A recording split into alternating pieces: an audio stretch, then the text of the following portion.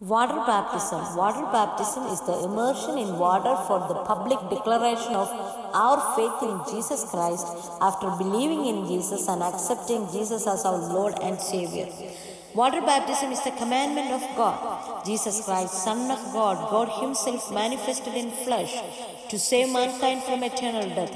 He died on the cross for our sins and was buried. But God raised Him from the dead. The resurrected Christ ascended to heaven and interceding for us at the right hand of Father God. The Gospel of Matthew, chapter 28, verses 18 to 20 says, the Great Commission. Jesus gave the authority to His disciples to baptize in the name of the Father and of the Son and of the Holy Spirit, everyone who believes in Him. Water baptism is for the forgiveness of our sins. Acts 2:38 says, repent and be baptized, every one of you, in the name of Jesus Christ, for the forgiveness of your sins, and you will receive the gift of the Holy Spirit.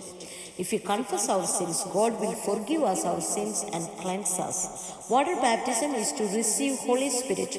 Holy Spirit teach us and guide us in the right path.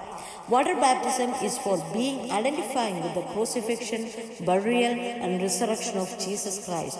We have been united with Christ and represent Christ in our life. If anyone in Christ is a new creation, sin shall not dominion over them. Water baptism is for salvation. The Gospel of Mark 16:16 says, Jesus said, whoever believes and is baptized will be saved, but whoever not believed will be condemned.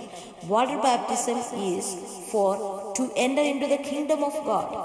Gospel of John 3:4 says, Jesus answered, very truly I tell you, no one can enter the kingdom of God unless they are born of water and spirit.